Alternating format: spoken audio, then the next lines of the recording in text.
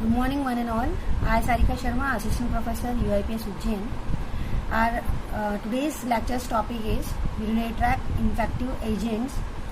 As I already discussed this, but for revision purpose, I am repeating this.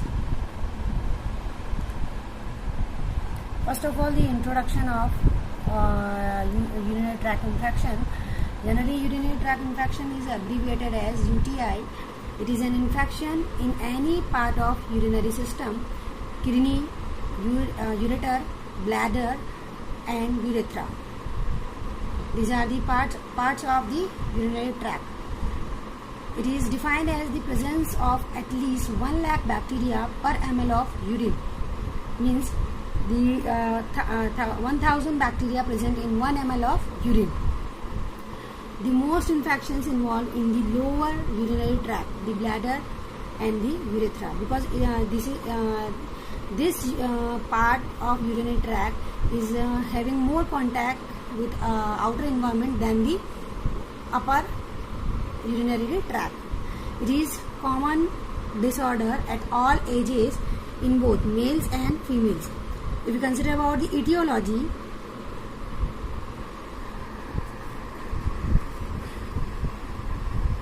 the causative organism causing UTI are E. coli, Pseudomonas aeruginosa, Streptococcus facilis, Staphylococcus epidermis and Proteus mirabilis. Waiting for long to urinate, sexual transmitted disease, STD like gonorrhea causes urethritis, presence of tumor, stones or foreign bodies in the urinary tract. These are all may causes the UTI.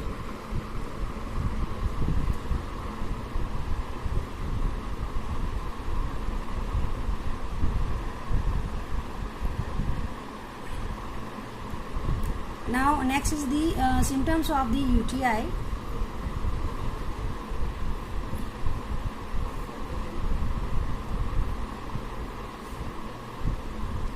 Symptoms of UTI: a burning feeling when you pee, a frequent or intense urge to pee even though little comes out when you do, cloudy, dark, bloody or strange smelling of pee, feeling tired or shaky, fever or chills. Fever and chills are generally the sign of infection that may have reaches to your kidneys. If the infection reaches to your kidney, then this fever and chills may shows. Pain or pressure in your back or lower abdomen.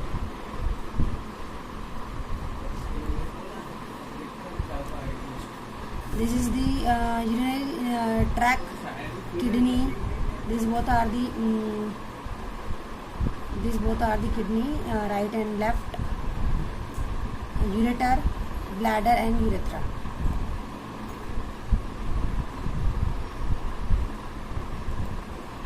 And here this diagram shows the upper and lower urinary tract. See the bladder and urethra are comes under in the lower urinary tract, and kidneys, generally right and left kidneys and ureters comes under in the upper urinary tract.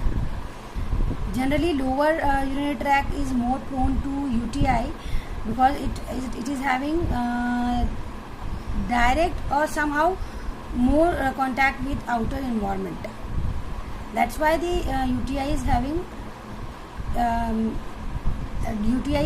more generally happen in the lower urinary tract.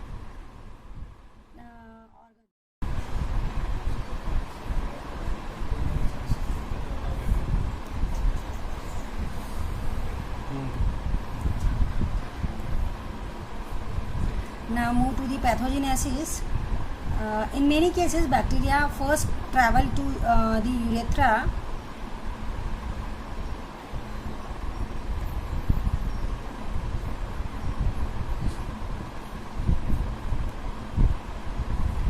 in many cases, bacteria first travel to the urethra. When bacteria multiply, an infection can occur. When bacteria multiply, an infection can occur. An infection limited to urethra is known as urethritis. If the infection is of urethra, is known as urethritis. If bacteria move to the bladder, urinary bladder, and multiply there, urinary bladder infection is known as cystitis. So, in short, urinary bladder infection is known as cystitis.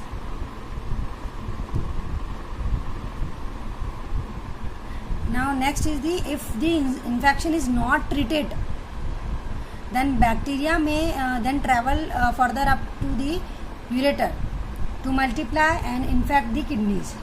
Kidney infection is known as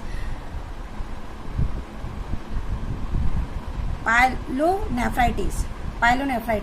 So the urethra infection is known as urethritis, urinary bladder infection is known as cystitis, and kidney infection is known as pyelonephritis.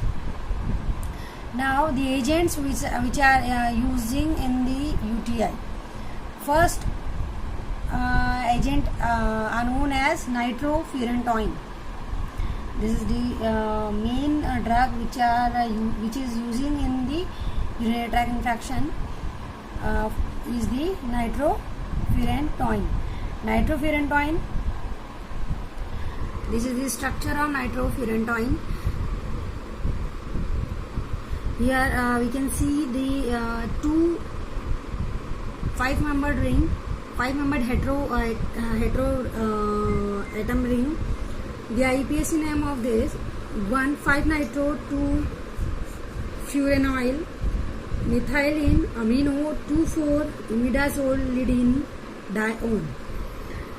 The properties and uses. If we consider about the properties and uses, then it is lemon yellow, odorless with a bitter taste powder. It is slightly soluble in water. If we see the structure, we can see the two hetero ring is present, heteroatomic ring is present. Then it is somehow more lipid soluble structure. It is a wide antibacterial spectrum, both gram positive as well as gram negative. It is also active against many strains of E. coli and enterococci. It is also active against many strains of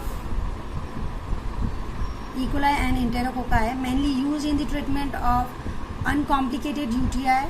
The plasma half-life is 0.3 to 1 hour. So this is the synthesis of nitrofurantoin.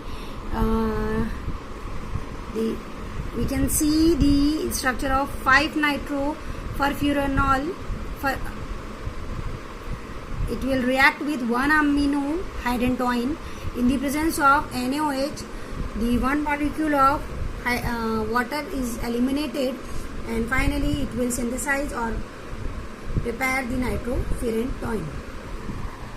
If we consider about the doses, the oral dose for adults is of about 50 to 100 mg every 6 hours with meal and at the bedtime.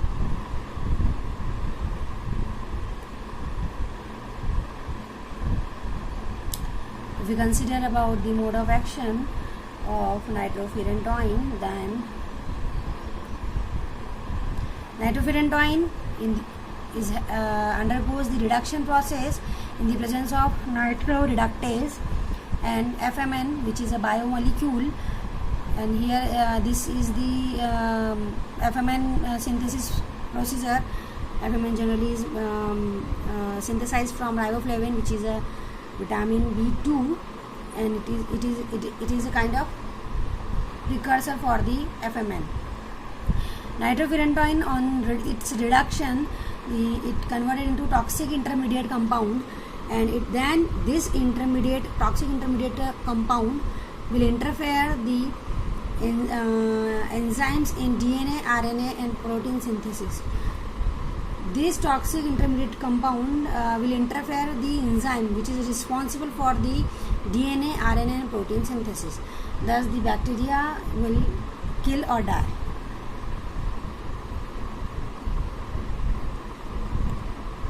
Next drug is trimethoprim and sulfamethoxazole.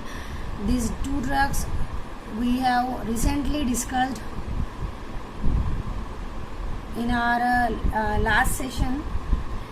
Tetracycline is also we have already discussed.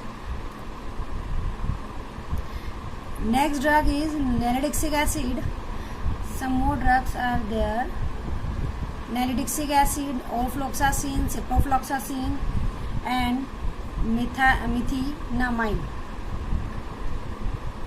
Nalidixic acid is the first of the synthetic quinolone antibiotic. Nalidixic acid is the effective primarily against gram-negative bacteria but with minor anti-gram positive activity. As the nalidixic acid is having both effective against both gram positive and as well as gram negative bacteria. In lower concentration, it acts in a bacteriostatic manner, that is, it inhibits the growth and production. In high concentration, it is bactericidal, meaning that it kills the dog merely, inhibiting the growth.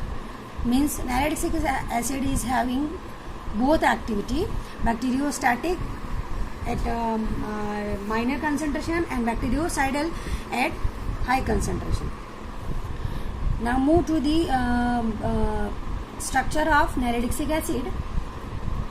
So this is the structure of nalidixic acid, and here is the IUPAC name of nalidixic acid, that is 1-ethyl 7-methyl 4-oxo 1,4-dihydro 1,8-naphthyridine 3-carboxylic acid. Next, our next drug is ofloxacin. Ofloxacin is an antibiotic used for the treatment of a number of bacterial